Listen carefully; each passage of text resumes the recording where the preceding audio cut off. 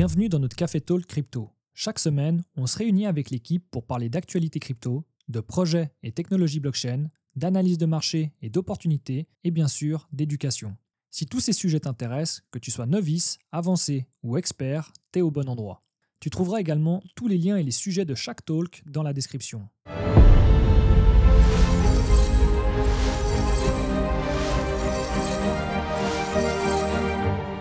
Bon, du coup, on parle du BTC à 100K et grâce à Trump, on peut dire ça. Et Poutine, cette nuit. Ouais, il a dit quoi exactement cette nuit? Il a fait dans sa conférence, là, où c'est qu'il a parlé justement du Bitcoin, il a dit qui c'est qui peut l'arrêter, quoi. Il est inarrêtable. Ah, c'est vrai. Je croyais qu'il parlait pas de lui quand il disait ça. Aussi, ouais, peut-être. Ok, et du coup, moi, je suis en train de m'intéresser au même coin comme Retardio. Il y a Pepe. Pepe, si on le voit, la chart, elle est très, très correcte. Et Pepe, à tout moment, ça va vite sur les mêmes coins. Il y a aussi un autre que je suis en train de voir, mais là, je me positionne uniquement sur les gros, sur les gros meme coins, pas les caps, sauf Retardio, parce que Retardio, il a 100 millions de cap, millions de market cap, mais c'est quand même un petit. Mais Brett, il y a juste Brett. Je ne sais pas comment il est au sein de la communauté Base. Je sais que toi, Jojo, tu es un peu près actif dans cet écosystème. La communauté en soi, ils pensent quoi de Brett? Ils sont toujours en mode, vas-y, Brett, c'est le même par défaut.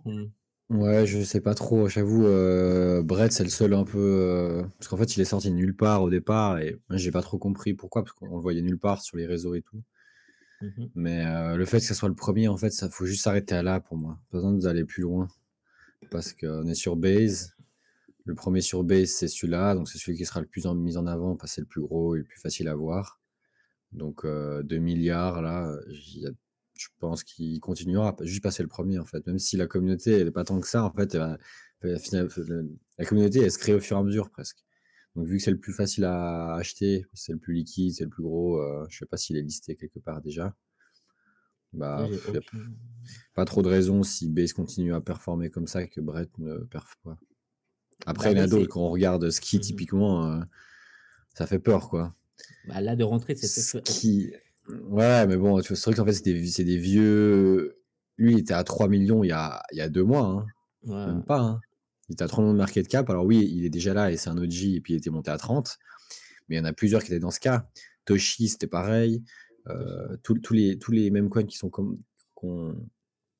arrivés sur Base en début d'année, là, bah, il y en a pas mal qui sont morts. Il y en a pas mal qui sont restés. Et parmi ceux qui sont restés, Ski, c'est celui qui est le mieux reparti. Donc, on peut très bien avoir un nouveau même qui arrive parmi. Mais je pense que personne ne dépassera Brett. En tout cas, si c'est la question, je pense pas qu'il y en a qui dépassera Brett. Dans la question. Est-ce que si l'écosystème Coinbase augmente, c'est-à-dire en termes de volume, du coup, Brett sera bénéficiaire, en fait? Il n'y a pas de raison que ça soit pas, quoi, je pense. Vu que c'est le main, comme tu as dit. Ok, du coup, d'autres tokens, on sait que la narrative IA n'a pas vraiment démarré. Certes, il y a les agents IA qui sont démarrés parce que c'est un truc tout nouveau et tout, mais vraiment, la narrative en question comme Akash, Bitender, certes, ils ont déjà, on attache quelques-uns, mais ils n'ont pas explosé comme ils devraient exploser, comme les gens espéraient. Du coup, sur un des tokens, moi, je suis en train de voir, c'est Akash qui est en range et il est quoi, 4 $, il peut atteindre les 6 facilement. Du coup, c'est un bon bet vu qu'il est en range. Il n'a pas fait ses montées de ouf. Et un autre que je suis en train de voir, non, il y a un autre aussi que vous devez voir, c'est Ethereum. Ethereum en BTC, ETH BTC, il est en train de tester sa résistance. Je crois qu'il a cassé, mais dès le moment qu'Ethereum part, il part très violemment en termes de ETH BTC en fait. Et c'est pas déconnant d'avoir une bonne position, quoi. Il va dépasser là les 4000 quasiment. C'était le montant qu'on avait atteint en début d'année. Donc il y a moyen qu'il passe aussi. Ouais. Après, c'est juste pour moi le truc c'est difficile à jauger parce qu'en 2021 c'était vraiment pareil. Parce que moi en 2017 on était déjà là. Moi j'étais déjà là. Du coup j'avais vécu un peu mais en mode total noob comment ça s'est passé. Et du coup ça m'avait refroidi en fait comment le bear market arrivait vite et comment vite tu t'es fait chier dessus en 2017. Moi j'avais rien, j'avais pas de thune mais c'était juste pour je comprenais rien. Et en 2021, du coup, j'ai été très prudent au tout départ. Je sais pas si vous vous rappelez, Diego. C'est qu'en fait, c'était début 2021. Prudent à la pratique, quoi. Ouais, non, mais vraiment. Et ça a commencé à pump très, très vite en début 2021. C'était la BSC saison, là, où il y avait tout qui partait. Et en vrai, j'ai l'impression que les montants étaient encore plus violents et plus rapides que maintenant. J'ai l'impression, hein. Peut-être, je me rappelle pas exactement. Et du coup, je suis en mode, putain, mais ça peut s'arrêter, ça va vite, en fait. Là, on est en mode euphorie et tout, il y a tout qui part. Et au final, ça a tenu encore 2-3 mois. Quasiment, jusqu'à mai, quoi. En gros. Puis après mai, on a eu l'été où ça a été pas ouf, et puis ça remontait en novembre. Mais j'ai de la peine à me situer si on est en train de refaire quasiment pareil, parce que là, c'est comme si on était en fin 2020. En fin 2020, je sais que ça a pump quand même pas mal, mais pas à ce niveau-là. Et c'est difficile quand on voit quand même typiquement les quelques indicateurs qu'on a avec les trucs de All Season, et surtout ce que je vois sur Twitter, moi, il y en a plein, je sais pas votre avis à vous, qui sont en mode ah non mais les gars c'est pas encore l'all season. Alors soit je suis parce que j'ai eu de la chance et je suis positionné sur des tokens qui ont pour la plupart bien performé comparé à Diego. Typiquement t'as un peu moins, t'as eu moins de chance sur tes positions, donc je sais pas si je suis biaisé par rapport à mes positions qui ont vraiment, pour moi ils ont surperf BTC là ces 2 dernières semaines, et je me dis bah, putain ça peut encore partir en couille plus, mais j'ai l'impression que ça monte tellement déjà beaucoup que ça fait peur, tu vois. Donc j'ai la peine, je sais pas où vous en êtes vous par rapport à vos positions sur vos alts, etc.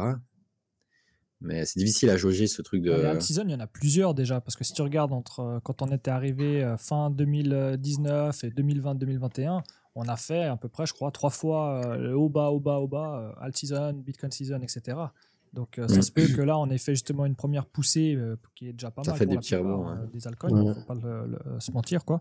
Et puis peut-être après, effectivement, ça va de nouveau repartir de nouveau sur le BTC, donc tous les flux vont se diriger vers lui, et après on repartirait sur une deuxième alt season et peut-être une troisième. Donc tout En est, fait, ça tout est fonctionne possible. des vagues. Hein. Ouais, C'est ouais. par rapport à les narratifs. Tu vois, Mais- moi, je sais que je suis pas dans les mêmes narratifs que Jojo, et je sais que je suis pas encore dans le mode vas-y, je vais dans les low cap avec des gros positions. Là, je suis plutôt positionné sur des nouveaux projets comme Bitenzor, tu vois, Bitenzor qui a pas explosé comme un XRP, genre sur des nouveaux projets qui viennent se lancer comme Kaspa, tu as Hyperliquid avec Pure et tout, et ceux-là, ils n'ont pas encore vraiment explosé. Du coup, certes, ça a monté, mais pas comme ceux que je sais que toi, tu es positionné, Jojo, tu vois. Ouais, mais justement, c'est pour ça je pense que dans ces moments, c'est bien d'avoir la vision des autres et où ils en sont, quoi. En vrai, moi, cette semaine, j'ai passé pas mal de temps à m'intéresser sur les alt season, justement. Et en gros, je pensais vu, il y avait CryptoPixel, il l'avait résumé. Enfin, je pense, toi, Diego, tu sais, quand tu parles de tes tokens, tu as regardé celle de CryptoPole Formation, la vidéo?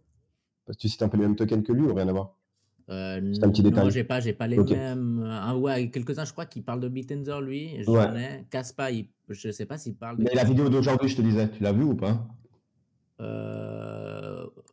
Oui. Aujourd'hui, Ok. je sais pas. Ouais, j'ai Ouais. vu ce matin. Ok, mais en gros, pour faire ça, je pense juste que toi, Joe, t'étais positionné. Tu sais, quand il y a une alt season, en fait, la chance, c'est si t'es dans les bonnes catégories au démarrage. Parce que comme ça, en fait, c'est là que tu peux vraiment surperformer.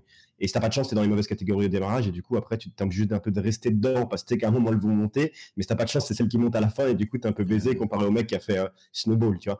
Mais en gros, ce que j'avais vu, c'est que la vraie dernière alt season, quand on parle de vraie alt season, attention, pas de juste petite correction de dominance de BTC aux alt, elle date quand même de 2021. Ok, donc en fait, ça c'était là. Ouais, exact, c'était le dernier bull run. Février-mars. Exact. C'était février-mars ou en novembre quand on est remonté? Je peux te redonner après le détail parce qu'il faut que je remonte dessus, mais t'étais à partir de novembre, plus ou moins, décembre. Et en gros, ce qui s'est passé, c'est que en moyenne, depuis le début de la crypto, ça dure entre 20 et 140 jours. Donc, à moins que là, on était sur une petite alt season qui n'en est pas vraiment une, donc en fait plutôt une correction de dominance entre BTC et les alts qui durerait 20 jours, c'est possible, et qu'après BTC repartirait. Maintenant, le pari qui était un peu dur, où les gens se sont un peu perdus, je parle par exemple peut-être pour moi, et Diego, tu as vu un peu le même truc. Moi, il y a 2-3 semaines, j'ai changé du BTC en alt, mais j'ai changé que genre, en gros, moi je suis en 60-40 là, tu vois. Et avant, j'étais en 80-20, et le truc, 80 BTC, 20 alt. Et le truc que j'ai remarqué, c'est qu'en fait, j'étais tellement content d'être resté en 80-20 les 6 derniers mois, vu que BTC a surperformé les alts, que en fait j'aurais dû switcher plus vite après de BTC en alt, genre presque en inversé, tu vois, le ratio, tu sais. Et je suis un peu trop resté en BTC. Du coup, les alts m'ont fait monter, mais ça aurait été plus dans l'autre sens. Et moi, je pense qu'en fait, il y avait bien la théorie de se dire que l'alt season va continuer. C'est plutôt logique. En vrai, même si BTC va monter, les alts vont quand même continuer de surperformer. Parce que là, il y a eu quand même une différence de 6% en 2 semaines. C'est énorme, tu vois, entre BTC dominance et les alts. Mais en gros, le seul piège que les gens qui sont quand même à fond dans le marché commencent à pressentir, c'est l'élection de Trump en janvier. Je voulais parler de ça. Ouais, qui en fait déclencherait un crash court terme qui serait beaucoup plus sévère sur les alts ce qui ferait en fait un peu une sorte de correction d'alt season. Donc après, attention, je dis ça, c'est prendre avec des pincettes. Mais en gros, la stratégie qu'ont les gens un peu avertis, j'ai l'impression en ce moment, c'est de se dire, OK, là, le BTC, c'est bien qu'il monte, mais au final, on s'en fait parce qu'il a dépassé les 100 000. Mais si on regarde sur les deux dernières semaines, t'étais meilleur temps d'être sur les altes que sur lui, tu vois. Et ensuite, se dire que ça va continuer durant le mois de décembre. Je dis ça avec des pincettes, hein, ça peut cracher aujourd'hui ou peu importe. Et de se dire que, par contre, je pense que fin décembre, si tu es vraiment positionné sur les altes et surtout si tu es sur des altes qui sont low cap, on va dire entre guillemets, donc ça peut être vraiment dangereux pour toi à une correction. Ou un truc dégénéré. Bah là, ça peut être vraiment intéressant, soit de prendre le pari de passer en stable qui est risqué. Hein, là, c'est un pari aussi un peu dégénéré, mais te dire, vas-y, je vais tenter le gros coup, je passe en stable et puis quand ça chute, je viens. Soit de passer en BTC. Parce qu'en fait, en BTC, la correction sera plus petite. Et je pense juste que en fait, j'essaie vraiment de me mettre dans ça parce que je pense que de bien gérer la dominance de BTC alt, c'est ce qui te fait vraiment surperformer pendant les bull runs, tu vois. Tu peux pas rester sur BTC tout le long, tu le sais, sinon c'est mort. Ouais. Mais moi, je te dirais que de mon avis à moi, c'est que la saison, pour moi, c'est que le début, mais elle va jamais partir tout droit. Il y aura forcément des corrections de dominance entre BTC alt. Et je pense que la première grosse correction de dominance, elle ira sûrement en janvier. Via le crash ou via juste BTC qui repart beaucoup plus vite que les autres.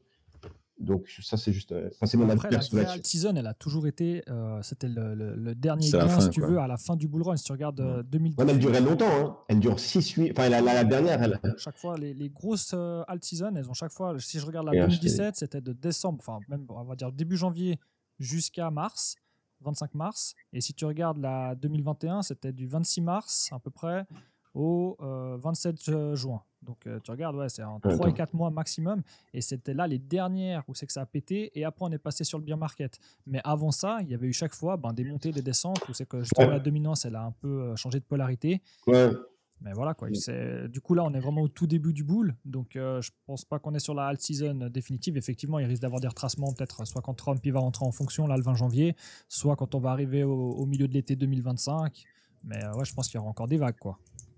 En fait, la dernière grosse, ça a été du 28 décembre au 10 mai, quand même. Avec le gros changement. Ouais, que ça tombe. Ouais, exact. Donc, c'était quand même, tu vois, ça a duré quand même 5 mois. Donc, en vrai de vrai, là, ça fait que 2 semaines. C'est pour ça que je dis, moi, je m'emballerai pas trop. Mais un petit détail juste sur les altes, ça, c'était un petit détail que je te rejoins, Diego.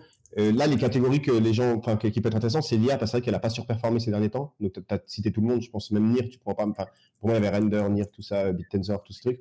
Et RWA, avec RCR et tout ça, que ça peut être Ondo, que ça peut être intéressant de se placer.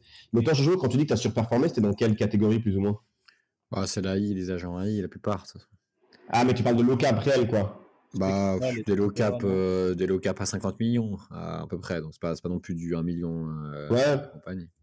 Mais en termes d'alt, genre Studio Ball, top 200, top 100, t'es positionné sur des trucs qu'on s'est pas formés ou pas spécialement? Non, justement, top 200, non, j'ai rien. J'ai du cash, mais du vois qui bouge pas trop. Mais autrement, j'ai pas de top 200 qui a surperf. Ouais, donc c'est plutôt tes low cap en gros qu'on surperf réellement, tu vois. Ouais, exact. Après, quand ça vient au all season, je pense que faut aussi voir ceux qui n'ont pas encore eu leur performance. Ouais.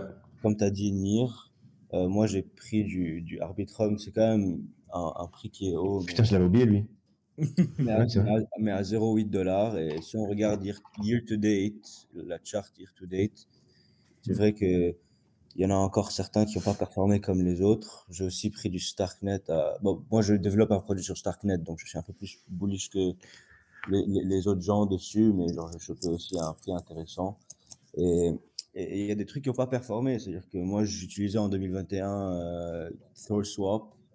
Et je vois qu'il est encore à $6 toute ma vie, je l'ai vu à $12 ce truc. Et on est quand même en bull run, entre guillemets, BTC 100. Le rune, c'est vrai qu'il y en a plein qui sont comme ça, qui n'ont pas performé moi, j'ai du pas tout. Mais juste, je dis, hein. Je dis juste parce que NIR, j'ai rien. EGLD, j'ai rien. J'allais parler de Multiversix. Par contre, EGLD, si tu redis encore une fois, t'es banni. C'est quoi, Multiversix, vous dites? Pourquoi Multiversix aussi. Attends, il a bien perf la dernière fois. C'est pas la dernière fois, c'est mon premier crypto talk, les gars. Faut être gentil. Mais du coup, après, niveau AI, et bon, pas agent IA, parce que moi, je me suis pas exposé sur ça, même si j'avais vu une vidéo YouTube qui parlait que de ça, avec tous les tokens qui ont fait des dingueries. Je me suis plus positionné sur des trucs long terme. Donc, j'ai fait de la recherche sur BitTensor, sur les différents subnets qu'il y a. J'en ai parlé avec Diego. Et moi, j'avais rencontré l'équipe de Masa, donc M-A-S-A, je pense que c'est Subnet 42. J'avais rencontré ici à Bruxelles cette année, la cofondatrice, et c'est vraiment une bonne équipe qui travaille dur niveau décentraliser un peu leur subnet avec les validateurs qu'ils ont et les rewards qu'ils font pour le data processing. Moi, je dis juste, allez voir ce que le projet propose, allez voir le Massa, tu parles? Je l'ai envoyé encore sur le code. C'est pas mal, Massa. Moi, j'ai chopé à un prix extrêmement attractif, donc normal que je parle de ça. Mais je suis extrêmement bullish quand même, parce que pour le market cap que ça propose, je pense que si BitTensor fait le $1000 pendant ce bull run, it's bound to have someone that's going to explode in the subnets. Et je pense que ça peut être un des subnets qui fait des singeries. Donc moi, je dis juste, informez-vous à titre de ce que le projet propose. Après, bon, le market cap est à 45 millions, il était à 25 quand je suis rentré. Je pense que c'est quand même un projet intéressant. On a tous ces projets. En fait, je pense que là, typiquement par rapport à Tao, ce serait bizarre en fait qu'il pump pas, parce qu'il a tout pour. Donc tous les projets qui sont en lien avec Tao, les petits, les plus petits, eux, si tu veux t'exposer plus violemment à Tao, je pense que ça peut être un bon bet. Il y en a plein, il y a des Tatsu, il y a Sturdy, exactement, qui sont tous des subnets et tout. Mais si tu regardes tous petits. Les KPIs de Massa, c'est all-time high number of validators, all-time high number quantity of data processed. Genre, c'est en train de explode on all metrics, tu vois. Et le prix ne reflète pas l'explosion des metrics. Donc, je pense que c'est un typiquement, Massa, il est très peu. Moi, je le vois très peu sur Twitter, quoi. C'est typiquement un des trucs. Genre actual infra, genre un actual project qui va build long term sur BitTensor, tu vois. C'est un bet pour toute l'année de 25, moi, que je prends, tu vois. Okay. Mais il y a un lien avec Spectral, là, je viens de voir, d'en faire AI Developer Ecosystem. Moi, j'ai mon petit GammaSwap qui continue. Hein. GammaSwap. S'il y en a qui ont vu, j'en avais parlé au tout départ. Donc, ils avaient fait une petite sale sur George, je crois. Il y a eu un petit airdrop. Et puis, le machin, depuis le launch, il a eu ses petites corrections, mais il était à 1,2 million. Là, il est à 31 millions, donc x15. Et aujourd'hui, on a eu un volume de zinzin où il y a eu une bougie à 57 centimes. Là, on est à 15 centimes. Hein. Il y a une bougie qui est montée jusqu'à 55 centimes sur Arbitrum. C'est quoi le ticker, s'il te plaît? GS. Il est sur Arbitrum. Et on est en gros sur un truc à 30 millions de market cap, protocole DeFi, où la TVL, elle est pas mal. Elle fait que d'augmenter aussi sur le protocole. Parce qu'en fait, les gens, ils voient que ça marche bien et puis il y a du bon yield. Donc, je sais pas jusqu'où il peut aller. Putain, là, il est monté trop fort. La bougie, elle est trop forte. C'est vrai, j'ai jamais vu une bougie aussi violente que ça. Je sais pas qui c'est qui a acheté, mais je sais pas où il peut continuer, parce qu'on est déjà sur un x30 quasiment depuis le lancement. Dis-moi que t'as rien TP depuis le lancement.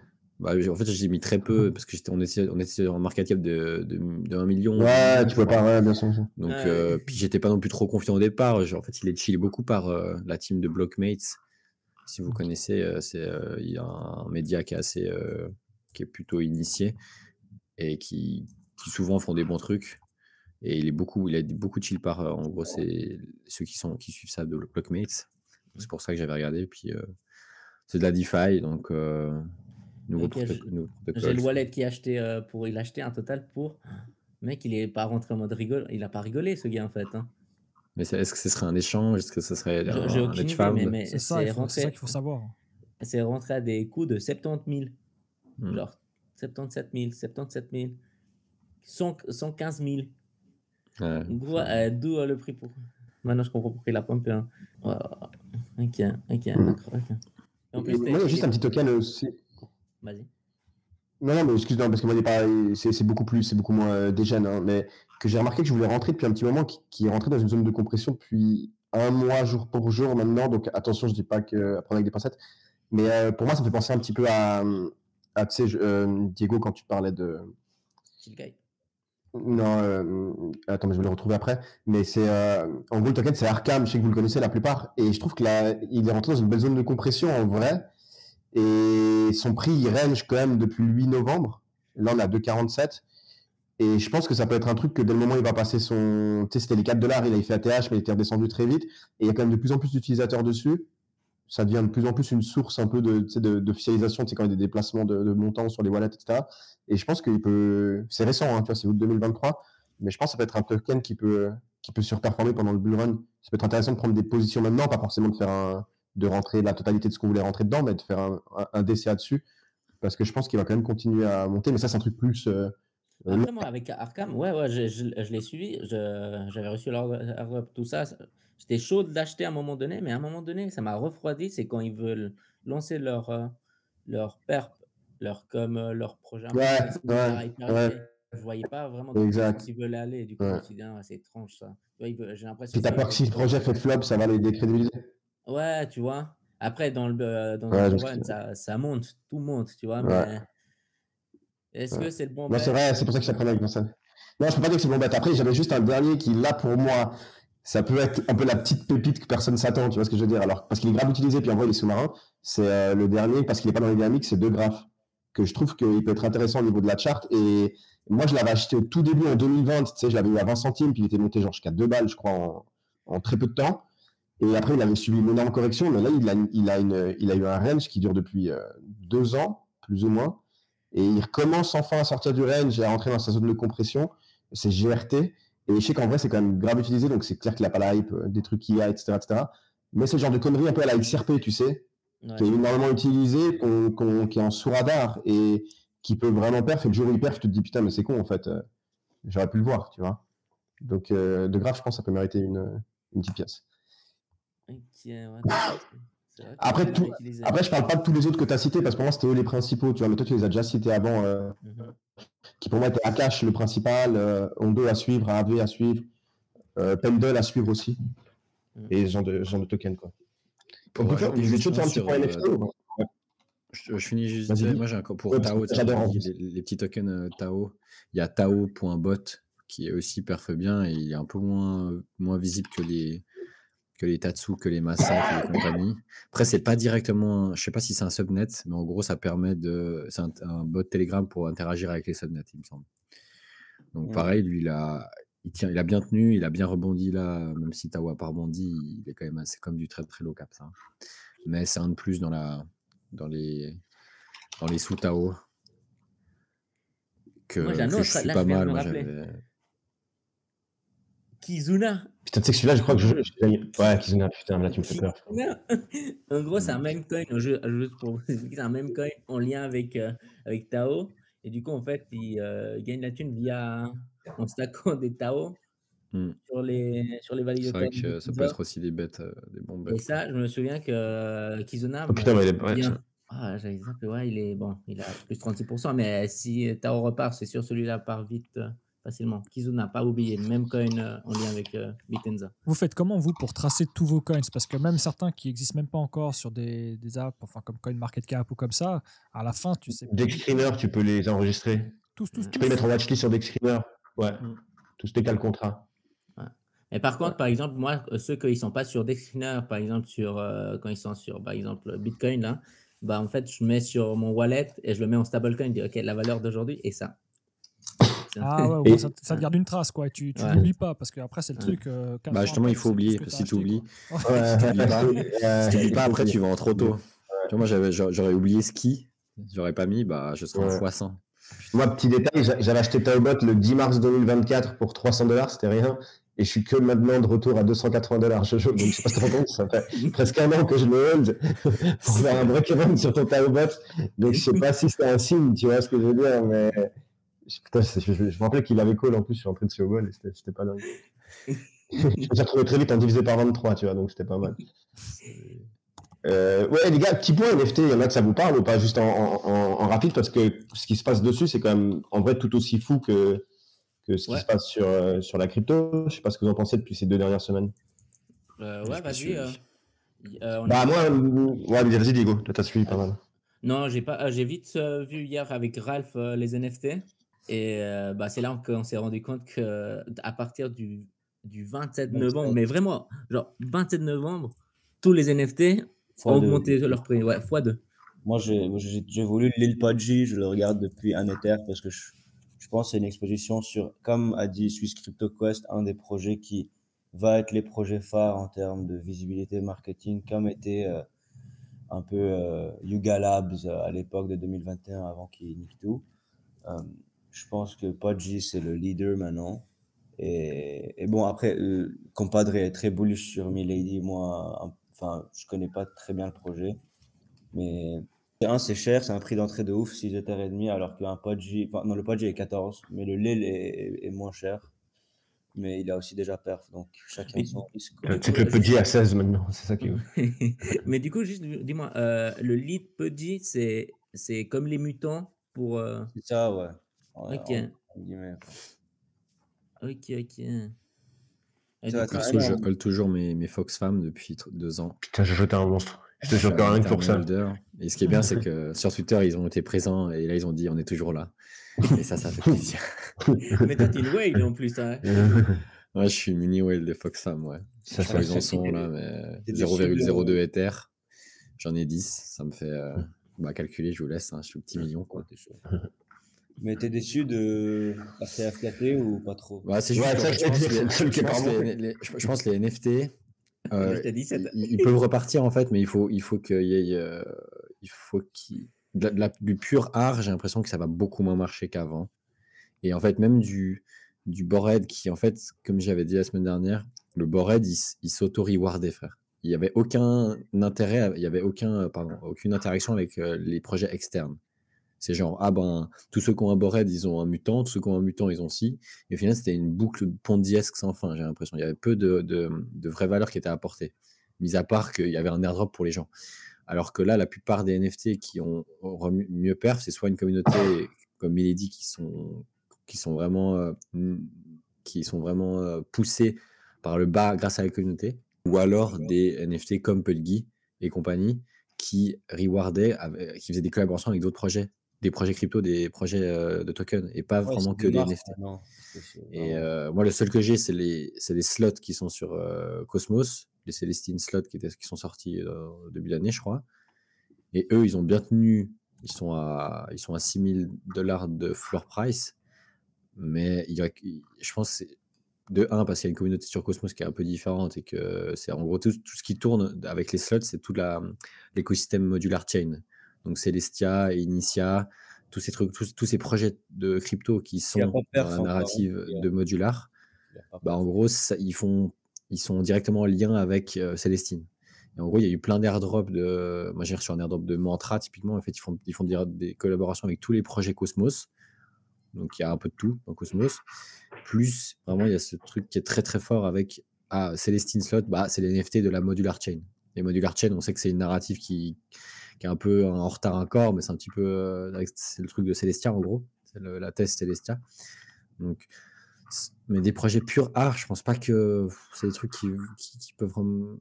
Je sais pas, j'ai un peu de la peine à voir. Il y a tellement de concurrence à gauche à droite avec les autres narratifs que c'est effectivement compliqué d'avoir tout qui performe, quoi.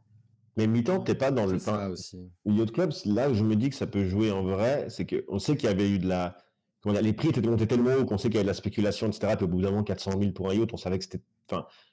On était tellement pris le truc que tu peux te dire que c'est correct le prix, tu vois. Mais tu sais que dans le fond, si tu as du recul et que tu sors du lac, c'est trop haut, tu vois. Et du coup, en fait, ce que je me dis juste, c'est qu'il y a une énorme correction, mais comme il y a eu sur plein de cryptos, si on compare à la crypto.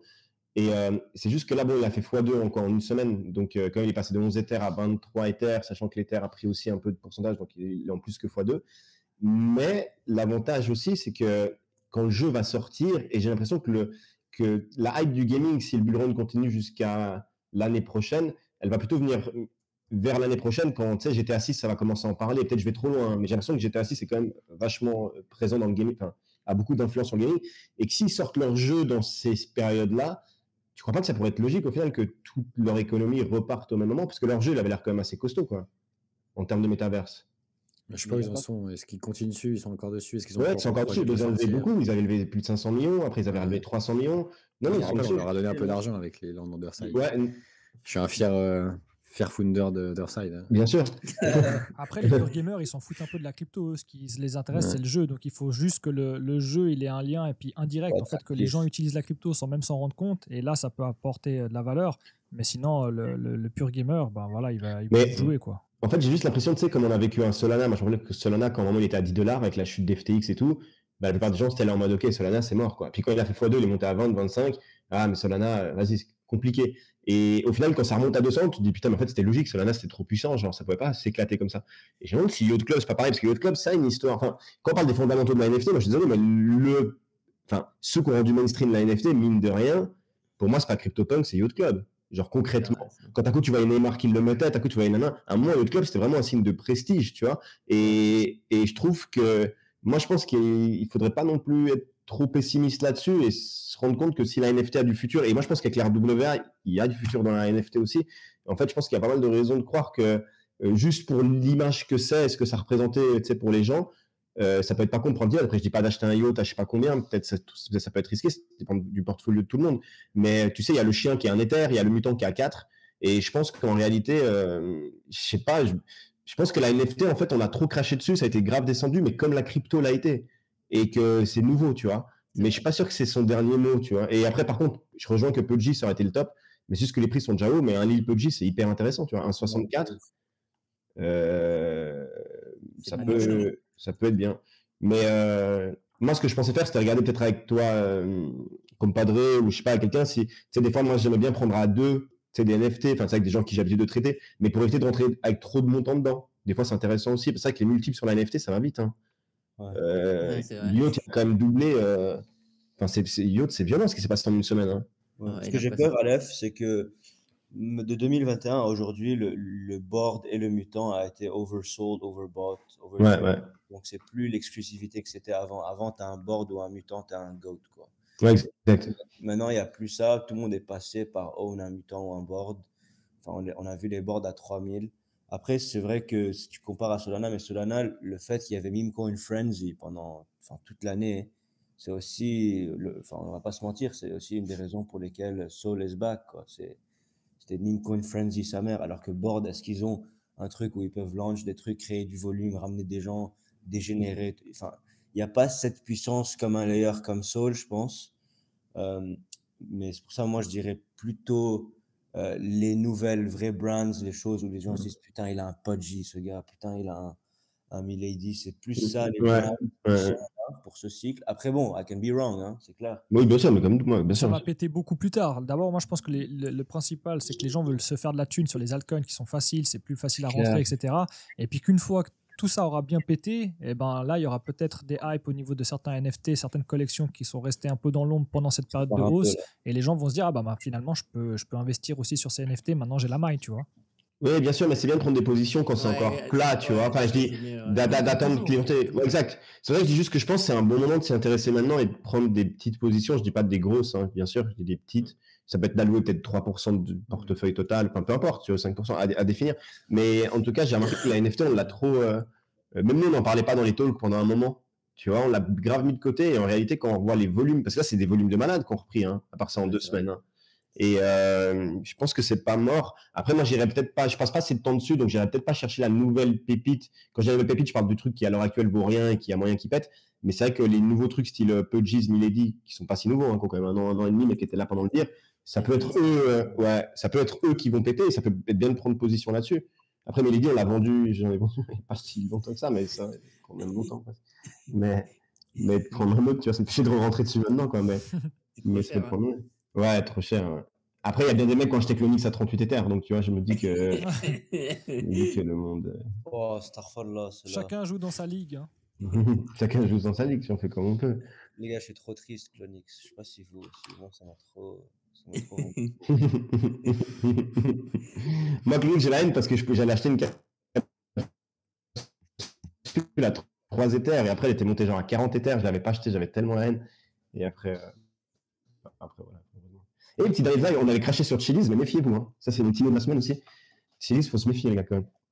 Ah ouais, juste le dernier NFT, c'est il y a la blockchain Berachain qu'il peut sortir à n'importe quel moment. Et du coup, ils ont des NFT. Et ceux les moins chers, ça s'appelle les Bitbirds. Ils sont à 3, 4. Et du coup, selon la spéculation, en fait, en détenant ces tokens, tu peux avoir l'airdrop de Berachain. Est-ce que c'est vrai? Je sais pas, ça coûte quand même 13 000 balles. Hein. Amber Chain. Un bit Ça va. d'or, plus ou moins. Ça, c'est un signal. Hein. Quand on commence à dire ça va pour des montants, ça va pas. C'est vrai que là, il faut C'est se comme méfier. Diego avant, il a dit 100 millions, c'est low cap, tu vois. Ouais. C'est des petits signaux qu'il faut faire attention quand même. Faut vendre assez vite, les gars, je pense. Moi, je vous ai dit début janvier, je vends tout normalement, tu vois, parce que je me méfie de Trump. Mais je pense que là, je vais vendre tout mi-décembre, quoi. Il me reste une Il y a semaine devant BNB qui moi. a fait ATH aussi, hein, Ouais. fier Tu holder penses de ou t'es BNB. sûr? Parce que c'est deux choses différentes. Hein. De... Que tu vas vendre en janvier. Ah, mais moi, quand je prends des stratégies comme ça, maintenant, je m'y fie, mais je me suis déjà loupé, attention, hein, fais gaffe à ce que je dis. Hein. Je me suis déjà loupé. Mais j'ai déjà réussi des fois, donc ça dépend, c'est qui tout double, tu vois. Mais je dis pas que je vais vendre 100% de mes cryptos, mais je pense, en tout cas, TP un bon parti. C'est difficile et je pense que c'est des moments aussi où il faut se pousser, il faut avoir la vie extérieure. Moi, quand j'ai fait mon gain la semaine dernière sur Clanker, là, si je vais avec écoutez-moi, je pense que j'aurais tout hold et là, je serais un peu déçu parce qu'il est redescendu un petit peu. Et au final, je me suis fait quand même spam un peu par Diego, par Seb, et puis qui m'a un petit peu dit vas-y, je vais TP un peu quand même. Bah, s'il te plaît, Jojo, mec, et après, toi aussi, t'es un taré. Ouais, parce que à un moment. Il est attaché à la chaise, gars. J'essayais de me dire, mais au bout d'un moment, je me disais, bon. Oui, mais ça va vite parce que typiquement, là, Seb, il est dessus aussi et lui, il a fait son premier bull run. Donc, il a fait tout un fichier. Il a suivi pour faire un plan de sortie avec des targets de sortie, etc. Et je lui ai dit, pendant 2 ans, c'est compliqué. C'est pas si facile de vendre quand tu vois que tout pump et tout. Et là, il commence à être dans ce cas où il est en mode putain, j'ai des positions, je suis en train de déjà target mes trucs et alors que le bull run, on est dedans, mais on sait pas quand c'est, on a encore de la marge et ça te fait chier de dire putain, je dois TP maintenant, j'ai tout réfléchi à faire un truc avant, est-ce que c'est vraiment worth ce que je suis en train de faire ou pas? C'est pas facile, vraiment. C'est le plus gros dilemme du bull run, hein, j'ai envie de te dire. Je pense que c'est bien d'avoir de la vie externe aussi pour se dire après, forcer. Jojo, quand tu prends 1000% sur quand tu fais x100 sur une position, t'es quand même censé te dire à un moment. Non, mais je dis c'est pas méchant. Tu te dis à un moment, vas-y, c'est logique de TP. Mais après, moi où je te rejoins, le truc plus dur, c'est qu'en sortie, et surtout moi ce que je trouve dur, c'est que tu dis de prendre la vie extérieure sur des trucs comme toi t'avais. Oui, prends-le et c'est logique que les gens vont te réveiller. Tu vois. Ou limite passe une journée. Je sais pas, mec, fais la plonge pendant une journée dans un resto, ça va te réveiller. Mais le petit détail, c'est juste moi ce que je trouve dur, c'est que quand tu annonces des corrections, déjà souvent tu vas te tromper, ça on le sait tous, et qu'en fait, il n'y a pas, dès que tu commences à en parler, il y a un gars qui va dire je sais pas, non, en fait tu vas laisser traîner, et au final tu vas pas t'écouter, et des fois ça m'a sauvé de laisser traîner. En fait, c'est un monde que ça c'est très difficile. Et le deuxième point que je trouvais très dur aussi, mais que pour moi le bull run passé a été très dur, et que ce bull run là je suis très bien dans ma tête par rapport à ça. C'est aussi de comparer avec les perfs des autres. Ça veut dire que toi, tu arrives dans un stade de, comme tu dis, par exemple, imagine que j'ai acheté des tokens qui n'ont pas perf, et je vais te parler à toi, tu me dis, moi, ça a grave perf, mais du coup, j'ai l'impression que je dois rattraper mon retard. Et en fait, j'ai commencé à prendre des risques que j'allais pas prendre. Et c'est pour ça qu'en fait, je fais un petit peu de mais quand j'ai parlé des 3 niveaux, c'est parce que je parlais avec un pote à moi qui est vraiment novice, mais qui a fait un beaucoup. En fait, il a acheté le Bitcoin quand le Bitcoin était à 15 000, je lui ai dit achète du Bitcoin, il a mis 15 000 sur le Bitcoin. Donc, tu vois, là, il a 100 000. Mais il connaît rien en la crypto. OK? Et par exemple, là, je lui disais, moi, je suis sorti un peu de BTC, je suis plutôt dans les alts, et du coup, j'ai bien perf les 2 dernières semaines, alors que lui, non. Et en fait, je me rendais juste compte que quand il me disait, vas-y, c'est quoi les alts, quel t'intérêt, je me rendais compte que par rapport à ses connaissances, je lui disais, mec, en fait, c'est quoi, reste plutôt à ton niveau, reste plutôt sur BTC comme tu souhaitais le faire. C'est pas méchant que je dis ça. Parce qu'en fait, il y a que 5% de gagnants. Donc, gros, dès que tu vas dans un niveau qui est plus le tien, par exemple, moi, je me considère être niveau avancé, pas expert. Et je considère, par exemple, toi, Jojo, pour moi, tu es expert. Tu vois, ou Diego, ou comme vous êtes expert. Et du coup, moi, je sais que je vais pas essayer de rentrer dans votre niveau parce que j'ai pas d'edge dans votre niveau. Ça veut dire que sur la local, j'ai plus d'avantages, moi. J'ai pas assez j'ai plus les connaissances que j'avais avant ou le temps passé avant pour vraiment être gagnant dans ce milieu-là. Et c'est pour ça que je dis juste que c'est ça le plus dur aussi, c'est qu'il faut pas regarder ailleurs, il faut savoir dans quel casse t'es et t'en contenter, tu vois. Je pense que c'est hyper important. C'est ça, il faut pas vouloir plus, quoi. Mais c'est très dur. Tu vois, pendant un bull run, c'est très très dur parce que des fois, tu vas prendre des mauvais choix et tu vas voir que tous les autres ça monte et tu vas dire, imagine que là j'achète 3 NFT, ça fait que de monter. Peut-être que dans 2 mois, tu vas dire putain, j'aurais dû l'écouter, c'était quoi, je rentre dans les NFT aussi, et là tu te fais démonter. Et ça, on l'a tous vécu en vrai. Et voilà. Après, Jojo, peut-être que tu devrais te mettre un truc sur, juste faire un Excel et tu mets x100 je TP. Comme ça. Peut-être que ça, tu vois, ça peut être bien. Et ça peut être un bon dilemme. Tu vois, au moins, tu as déjà une ligne qui est écrite dans ton Excel de guide. Et si tu t'y tiens, je pense que tu es déjà bien, tu vois. Au moins, c'est déjà pas trop mal, ça. Les gars, en vrai, il y a qui? Il y a Compadre et Praxi qui sont bons en actual, genre lecture de chart, non? Oui, moi je me sens aussi plutôt avancé, pas expert, parce que je suis pas assez, j'ai pas le temps en fait d'aller chercher toutes ces petites infos et tout. C'est pour ça que c'est bien aussi qu'on ait ces talks, parce que chacun a ses domaines un peu de prédilection et ça permet vraiment d'échanger. Ben, on se fait des transferts entre nos différentes ligues de connaissances et puis c'est ça qui apporte de la valeur ajoutée, quoi. Ouais, mais c'est pas ouf qu'on est à 100K sur BTC et ETH et même pas à 4. Ça, c'est ouf, ça. Et qui? Ethereum. Ouais, Ah ouais. Mais en même temps, il y a beaucoup d'autres ALT qui lui ont piqué de la capitalisation. Tu regardes donc le Solana qui est en train de l'absorber gentiment. On ne sait pas comment ça va se. Moi, je dis qu'Ethereum est dépassé, c'est la preuve. Non, je rigole, c'est des gars. Là, vous allez me détester. Je pense qu'Ethereum, c'est le futur Litecoin. Tu vois, j'ai dit ça à Diego hier, il n'était pas d'accord avec moi. Mais non, mais Ethereum, il va avoir son run, c'est sûr. C'est sûr, mais. Je pense qu'il accélère, mais pour moi, il n'y a pas de raison du tout que. À part l'ancienneté et le prestige, si on est pur. Un gars qui connaît rien qui débarque, si on est pur réaliste, tu penses pas que, quand même, en vrai, Solana est devant Ethereum en termes de layer? Non, mes frères. Wow. Wow. Moi, je me. Fuck Soul. Il y en a beaucoup qui vont se faire censurer ici. Non, mais c'est une question que je pose, tu vois. J'aime bien parce qu'il y a les maximalistes. Mais non, mais Ethereum, à part ça, en vrai, de la grave avoir son run, c'est sûr. Ether, c'est pas que Ether, c'est tout ce qu'il y a derrière. Genre, il y a Mais tellement bien de sûr. trucs. Et ça qu'on se rend pas compte. Là, ce qui est marrant, c'est rien qu'à voir les frais sur Ether, bah, on est quand même sur un taux d'activité quand même assez. On n'est pas en full euphorie, mais il y a quand même plus de transactions que cet été. Et au final, les frais ne sont pas si chers que ça, comparé à quand on était à voir hein, comment ça évolue, à voir comment ça sera quand on sera en pic d'euphorie. Mais le gaz n'est pas tant cher que ça par rapport à quand on payait 200 balles une transaction. Et ça, c'est grâce à quand même, parce que la tech, elle évolue. Il y a le truc des blobs qui ont fait que on paye moins cher maintenant sur Ether aussi, et sur tous les autres layers 2. Donc, parce qu'en plus, ça se disperse, donc on a ce truc-là aussi que c'est moins cher. Donc ça avance, c'est juste ça avance tellement lentement que les gens, c'est vrai que c'est le deuxième en fait. C'est difficile de. Soit tu achètes le premier, soit tu vas acheter le 20e. Mais le deuxième, il est plus difficile à acheter. Moi, ça peut être bien de faire un swap BTC sur Ether, hein, si t'es un peu. Ouais, c'est vrai que s'il y a encore. Enfin, ouais, ça peut être. Je pense qu'Ether va quand même surperformer BTC. Il y a plein de trucs qui font que Ether, c'est pas le choix premier parce que justement, c'est pas le premier. Et puis que si tu veux pas le premier, tu vas pas chercher le deuxième. Tu vas chercher le 3, 4e. Je sais pas pourquoi, mais c'est plus comme ça. C'est la psychologie, ouais. Psychologie, mais bon, quand tu regardes les ETF, Ether, ils commencent là à prendre un peu de force. Et si Ether augmente, ça va continuer à augmenter. Et Avalanche est aussi monté à son ancien ATH, parce que la communauté, elle est encore puissante aussi, Avalanche. Après, n'oubliez pas, la DeFi, ça se passe tout sur Ethereum, mais sur Ethereum, ça se passe comment? 90% de la DeFi, c'est Ether. Non, mais tu trouves pas que la grosse pub de la DeFi, c'était les mêmes coins aussi, puis que plus les années passent, plus Solana prend cette pub-là, et ça fait du mal. Mais c'est con ce que je dis, mais j'ai l'impression que les vrais déjà, les vrais gamblers, en vrai, je sais que voilà, mais j'ai l'impression quand même, comme tu disais, les mêmes coins ont grave pris plus de place sur Solana que sur Ether, et que ça fait peut-être du mal à Ether. Sur les déjà. En fait, juste Solana, c'est la nouvelle BSC, à peu près, en étant très réducteur. Ouais. Parce qu'il y a de la DeFi, il y a de la DeFi sur Solana, mais quand tu compares à Ether, c'est bon. Non, mais clairement, mais je dis, ça t'enlève un peu de ça. J'ai l'impression que ça t'enlève un peu. C'est la première fois qu'Ether prend autant de retard sur BTC dans un bull run. Enfin, dans les 2 derniers bull runs, c'est la première fois qu'il a autant de retard, non? Donc ça vient bien de quelque chose au final. Ça vient. Oui, c'est Solana qui a pris parce qu'il y avait les shitcoins, c'était plus facile à spéculer sur du shitcoin. Non, mais même BSC a déjà fait ATH. Enfin, je veux dire, on parle pas que de Solana, mais je dis. Même pas encore retapé son ATH, l'Ether. Non. C'était quoi l'ATH? C'était 4007, 4008 environ. Et là, tu dis. Mais laissez-lui un peu de temps, respectez-le. Ça, je veux parce que tu veux pas mal tes Ether, ça fait trop de temps que tu les as. Mais en vrai de vrai. Mais gros, non, mais gros, les gars, mettez genre la carte Ether, BTC en weekly et regardez juste les précédents bull run. Genre juste genre les montées sur Ether, c'est pas des petits montées, c'est des montées violentes. Et du coup, juste ça que.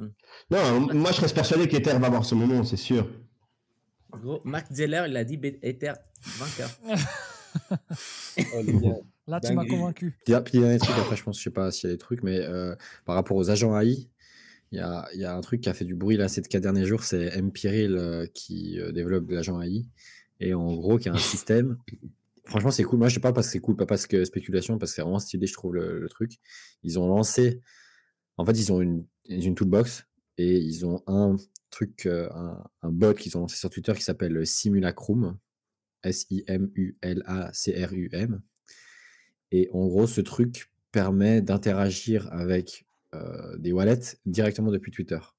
Et en gros, chaque personne qui a un compte Twitter possède un wallet associé à ce bot, en gros. Il faut aller sur le site / votre nom de profil et vous avez accès à votre wallet. Donc, vous n'avez pas la clé privée, machin truc, mais en gros, vous pouvez interagir ensuite après directement sur des tweets de quelqu'un. Si tu envoies des fonds sur ce wallet, du coup, qui est associé à ton compte, tu peux ensuite interagir si tu vas sur un tweet et tu fais genre type 0,01 Ether, truc, et ben en gros, ça va envoyer à la personne qui possède, qui a tweeté, donc directement sur son compte. Il y a un truc, je crois, je vais vous envoyer le lien où il y a le procédé complet.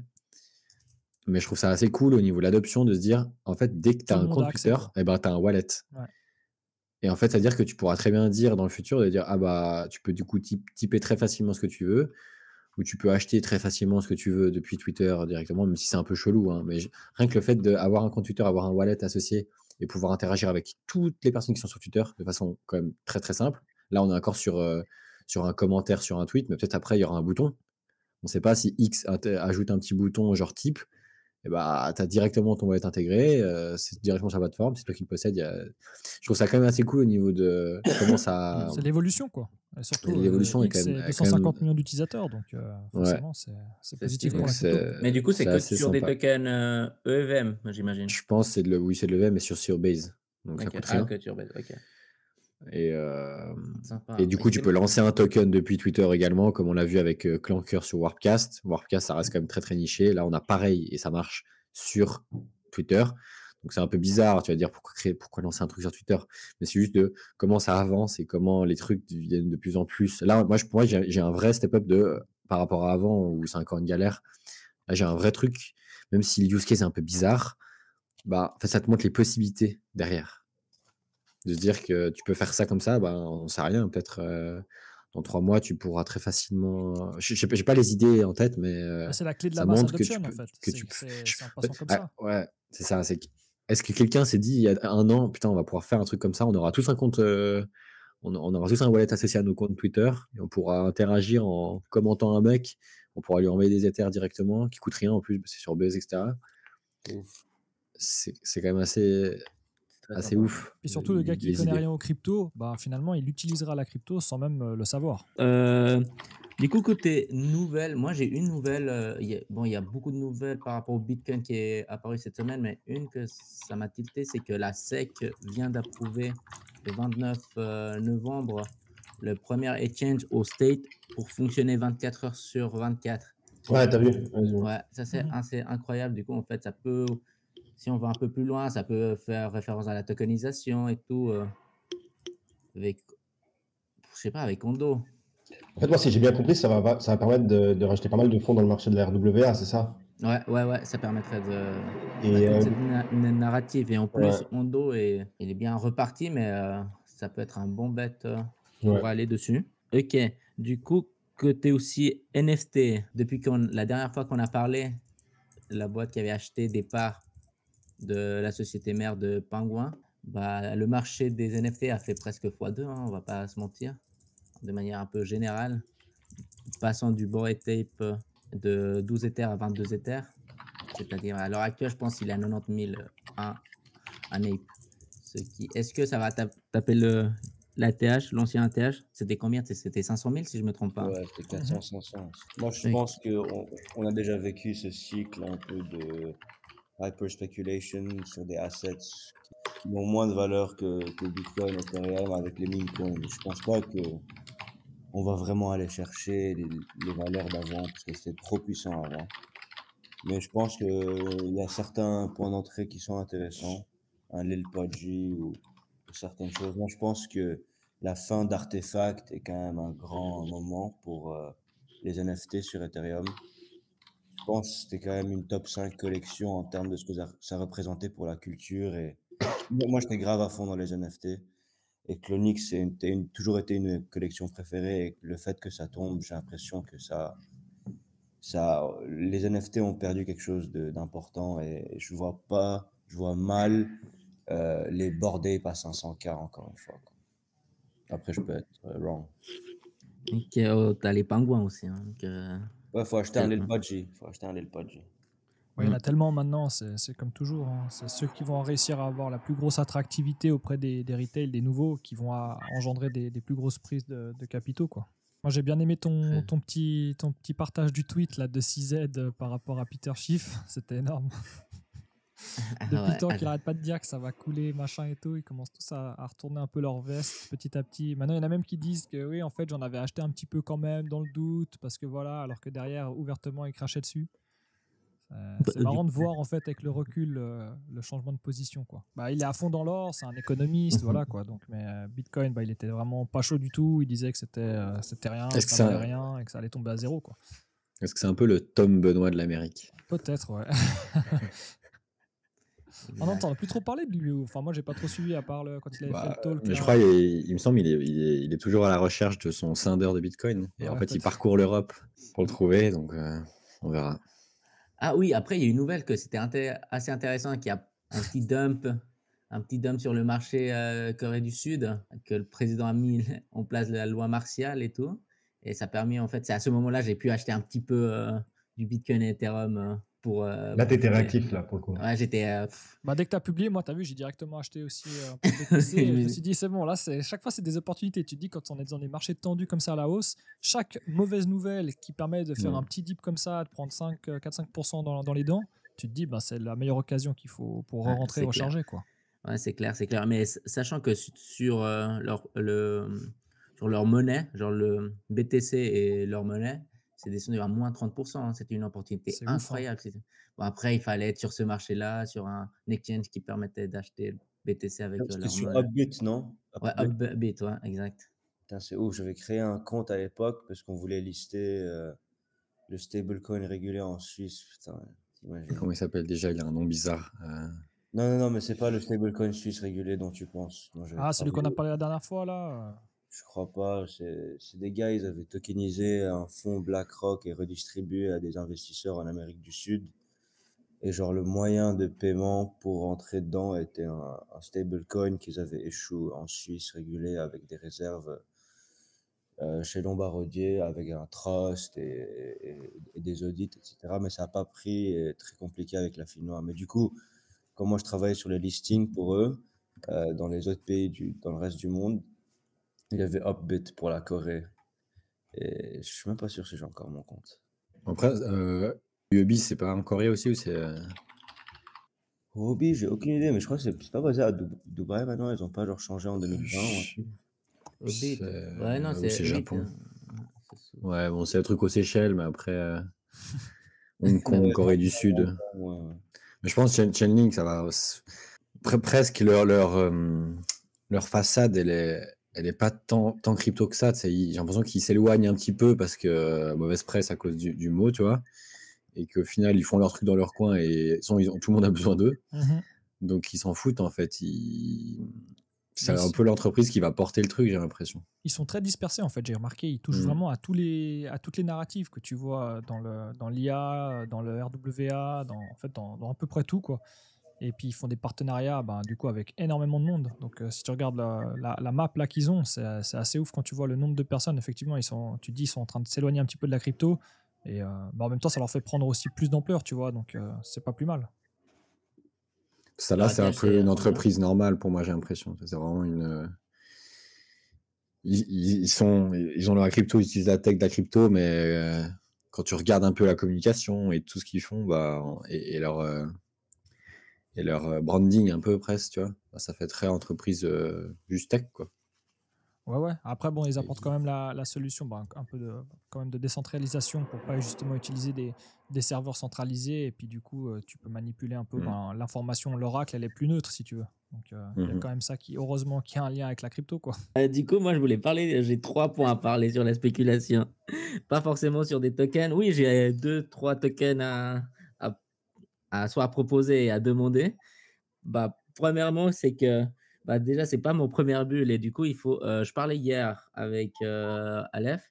Du coup, en fait, on arrive dans une phase que où tu mets de la thune, ça monte et du coup, quand tu as un peu de l'expérience, tu as quand même ce petit frein, tu dis: «Ouais, mais ça va descendre» et les descentes, c'est toujours genre à moins 30 et du coup, bah, en fait, tu as toujours ce petit, barrière qui dit: «Ah ouais, en fait, je vais pas vendre mes BTC parce que la descente sur le BTC n'est pas énorme». Du coup, en fait, je me suis dit: «OK, Diego, bah, là, je vais descendre mon QI, je vais le placer en mode ape, retardio, un truc du style. Et je vais allouer un pourcentage de mon wallet juste sur des vraiment low cap pour rentrer en m'enlevant cette barrière, mais toujours toujours avec en gardant genre conscience de mes erreurs précédentes. Donc en mettant genre des prix de vente et tout, ce que je faisais pas forcément avant. Et voilà, c'est par rapport à ça que le mindset, je pense que personnellement, moi, je vais le changer là, parce que c'est vrai que le Bitcoin fait monter, mais les alts, c'est assez bien quand même, hein. Ça fait 1 fois 2 hein, quand le Bitcoin fait 10%. Ah ben, Mais je pense qu'on arrive dans cette phase vraiment euphorique où il faut profiter au maximum et aussi tirer au maximum de stablecoin.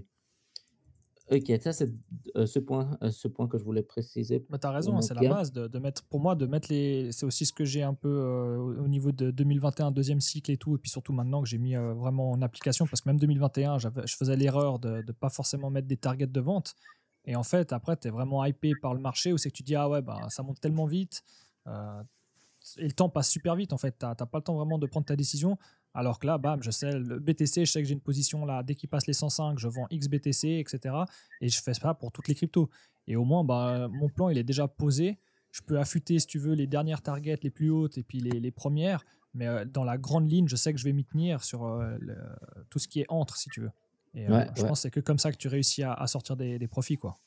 Ouais, c'est que certes, personne ne va pouvoir acheter. Et n'oubliez pas un truc, l'erreur, en fait, c'est pas pouvoir vendre. Tu vois, mettre un plan, c'est incroyable.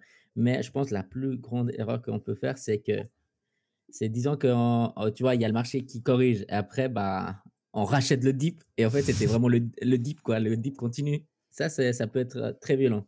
Et ça, c'est difficile à l'identifier parce que bah, le marché toujours fait le contraire que ce qu'on souhaite. Ouais, il va toujours nous Mm. surprendre, quoi. Ouais. Et aussi un peu identifier l'euphorie, en fait. Faut pas déconner quand même. Ok. Un autre point. Du coup, moi, je suis dans cette phase en mode, je suis en train de chercher déjà des projets pour racheter parce que moi, ma théorie, c'était dès le moment que le Bitcoin passe les 98 000 ou les 100K, en fait, les altcoins vont un peu stagner, vont être stables et soit ils vont descendre un peu. Et là, je vais allouer un peu de pourcentage du Bitcoin encore, un peu plus fort que le précédent pour mettre sur des tokens. Et c'est là que je rentre en fait sur des tokens qui sont déjà en range, pas ceux qui ont explosé, ils ont des bougies vertes comme XRP par exemple.